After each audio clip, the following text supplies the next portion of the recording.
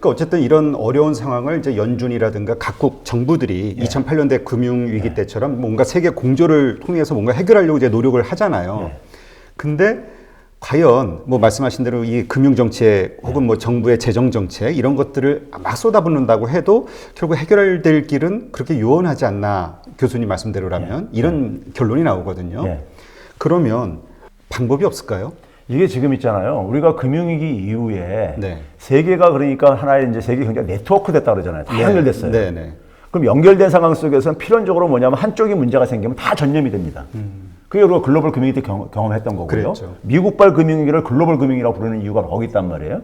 그러면은 지금 이 코로나19도 마찬가지예요. 그래서 우리가 금융위기 이후에 G20이라는 기구를 만든 이유도 국제협력이 그러니까 보다 더 강화될 필요성이 있어서 그런 거예요. 한 나라 힘만 가지고는 안 되기 때문에. 그럼 이번 사태도 마찬가지거든요. 그럼 예를 들어서 한번 이거 봐보세요.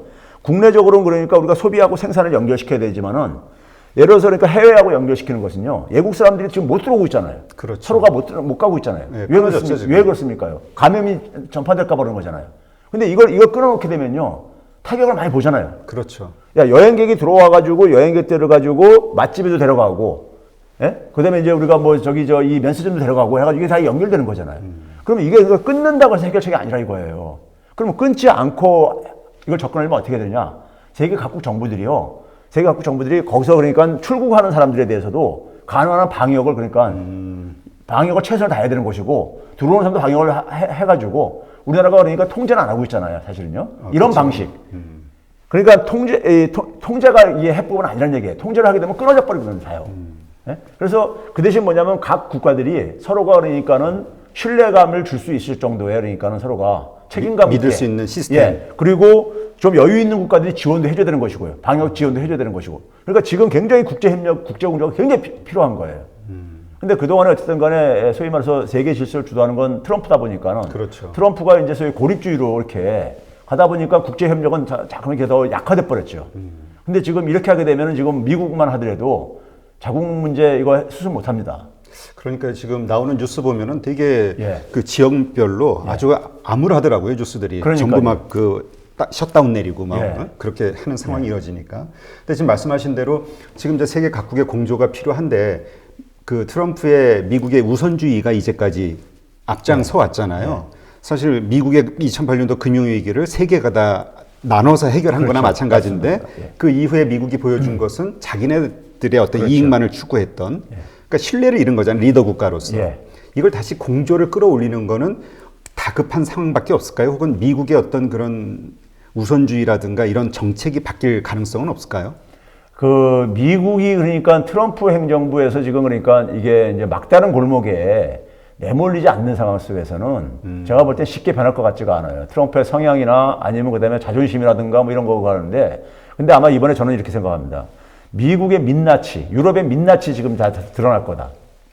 사실 그러가 근대 문명이라는 것은 유럽과 미국이 만든 거였었다고요. 우린 보통 선진국이라고 인정을 해주죠. 네. 하는데 이 산업 물질 문명, 근대 문명을 만드는 하나의 주요들인데 이번에 우리가 유럽에서 미국에서 생필품 사재기를 우리가 보면서 목격을 하면서 저 사람들 별거 아니네. 그렇죠. 이런 생각이 들었잖아요.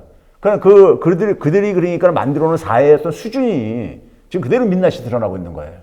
그러면 이게 왜 이렇게까지 무너지고 있느냐? 그 무너지고 있는 것에 대해서 그러니까 성찰이 좀 필요한데, 그러면 이 문제를 그러니까는 국제협력이라든가 자기들 저걸 좀 이제 이 고집을 좀 내려놓고 해야 되는데, 그걸 제가 볼 땐 상당한 비용을 지불하고 나서야 아마 정신 차릴 저는 그래야 될 것 같아요. 그러니까 지금 쉽게 이게 돌아서지는 않고 할 수 있는 것 방법 다 썼는데 그렇죠. 아무것도 안 통해. 도저히 방법이 없어. 이럴 때. 그렇죠. 그럼 그 과정을 통해서 뭐 미국뿐만이 아니라 전 세계는 엄청난 고통을 같이 겪을 수밖에 없는 거네요. 그렇죠. 그래서 지금 제가 볼 때는요, 중국이 굉장히 지금 이걸 기회로 지금 하려고 하는 걸 느끼는 게 뭐냐면요, 자기들은 이제 수습 단계로 이제 넘어가다 보니까 이제 여유가 있단 말이에요. 그러니까 이제 그 방역 체계 물품이라든가 의사들을 막 지원해주고 있잖아요. 그렇죠. 이게 바로 이제 그러니까 여기서 주도권을 지금 잡으려고 하는 거예요. 결국은 그러니까는 이태리 같은 나라에 그 절대적으로 필요하잖아요. 그렇죠. 의사 부족하고. 그럼 그런 지원을 통해서 국제 어떤 협력이 굉장히 고마움을 느낄 것이고, 우리한테도 어쨌든 마스크 많이 보내주고 하는 이유가 중국은 이걸 지금 기회로 지금 자기들이 문제를 일으켰지만은 결국 이걸 위기를 그러니까 기회로 좀 활용하려는 저는 모습으로 일으켜요. 미국이 여기서 지금 속수무책을 보이는 상황 속에서. 자기네 나라 문제가 먼저 지금 뭐 발등에 떨어진 불이니까 그렇죠. 신경 쓸 틈이 없죠. 예. 근데 지금 말씀하신 대로 그 트럼프 대통령과 시진핑은 서로 막 지금 막 뭐 언론을 통해서 비방전이 막 뭐 그렇죠. 그 난무하잖아요. 과연 이 미중 무역 전쟁 이제 가라앉은 이것이 다시 시작되는 거 아니냐, 혹은 돌이킬 수 없는 관계로 이제 끝나는 거 아니냐, 두 나라가 이런 얘기들이 나오고 있거든요.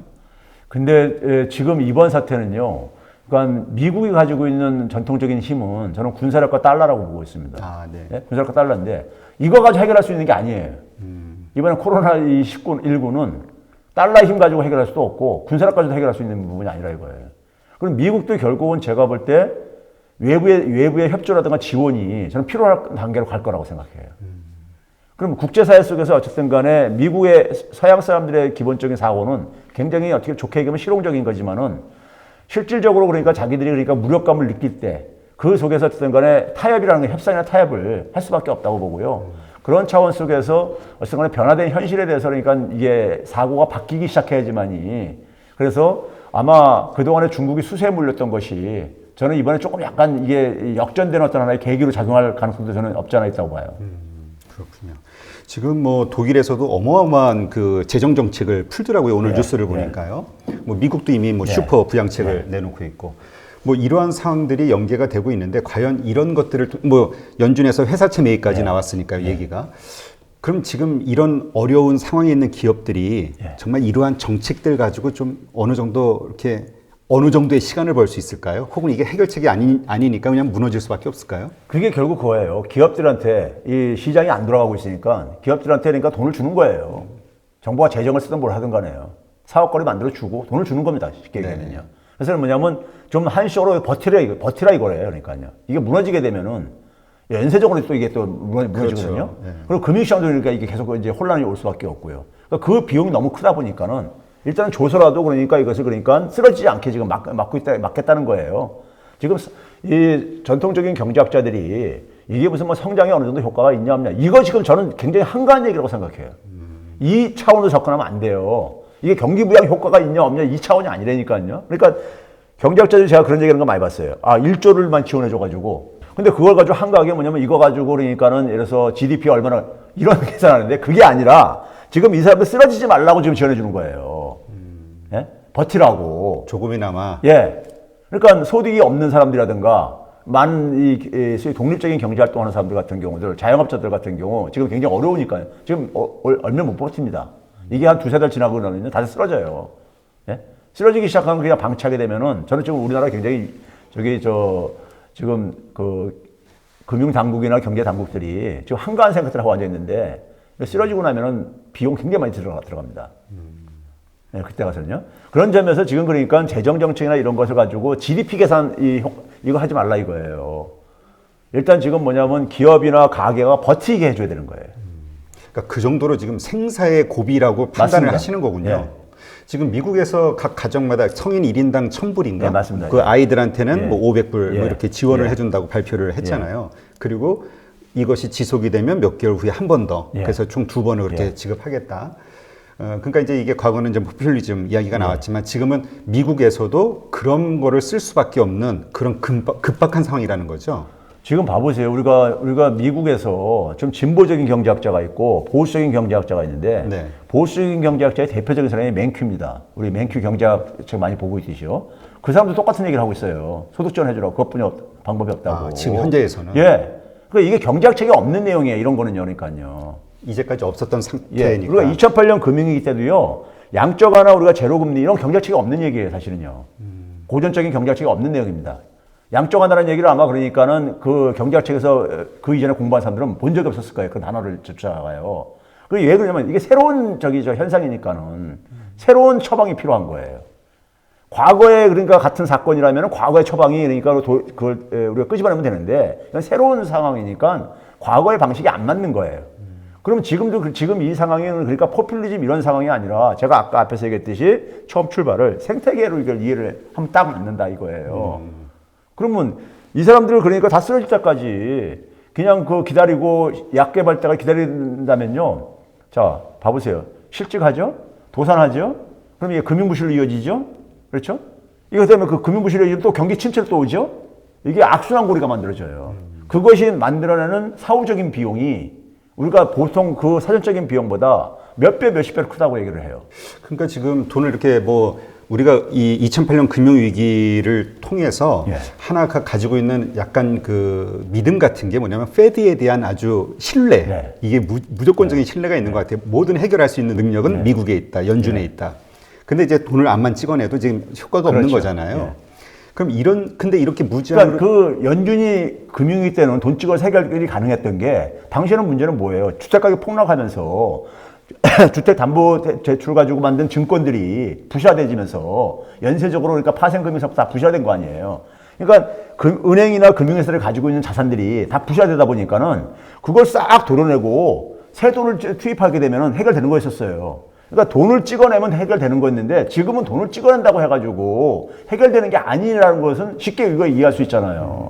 그럼 우리는 이전 경험에 비추어서 그 정부나 그 연준에서 발표하는 어떤 그 해결책들이 정책들이 과거의 것이라면 예. 그거는 우리가 기대감을 가질 필요가 없는 거네요. 그렇죠. 그러니까 새로 이제까지 하지 않았던 뭔가 특효처럼 보이는 어떤 새로운 정책들을 내놓는 게 결국은 우리가 맞습니다. 뭔가 이 상황을 가늠할 수 있는 게 되겠네요. 그러니까 시장의 경제 주체들한테 신뢰를 줘야 돼요. 아, 정부가 이걸 통제할 수 있구나 하는 것을요. 그래서 지금 각국 정부들이 자존심을 꾸기고 한국의 그러니까 방역 체계에 대해서 관심을 갖는 이유가 뒤늦게나마 쟤네들 초기에 보니까 굉장히 무식한 짓 하고 그러는 것 같은데 지나고 보니까 저게 오히려 효과적이더라 이거예요. 그러니까 그거를 지금 그러니까는 참고를 하려고 하고 있는 것이고 그게 만약에 해가지고 통제가 된다는 것을 이 신뢰를 보여주지만 시장은 진정이 되기 시작합니다. 그거 진정 안 시키면요. 시장은 계속해서 어쨌든 간에 이 사태가 굉장히 오래 갈 거다 보고 있는 거고. 예? 그러면 이게 해결 안 되게 되면은 사람들이 정상적으로 경제 활동이 복구가 안 되진단 말이에요. 그러니까 교수님 말씀 들어보니까 이렇게 정리가 되겠네요. 그러니까 투트랙으로 가는 거네요. 그렇죠. 일단은 현재 상황이 망가지지 않도록 어떻게 해서든 돈을 써서라도 맞습니다. 유지를 시키는 예. 거 하나. 예. 뭐 치료약이 됐든 뭐가 됐든 방역이 됐든 해결책을 찾는 그렇죠. 스페셜한 방법 예, 하나. 맞습니다. 투출액이 필요한 거죠. 일단은 그거 방역이 근본적인 해법인데 이거 나올 때까지 좀 어쨌든 버티게 해야 되는 거죠. 그 이제 버티게 해주는 방법이 효과적인 게 뭐가 나올 것이냐, 먹히는 게 예. 이게 이제 우리의 관심사가 그렇죠. 돼야겠네요. 예. 아, 그렇군요.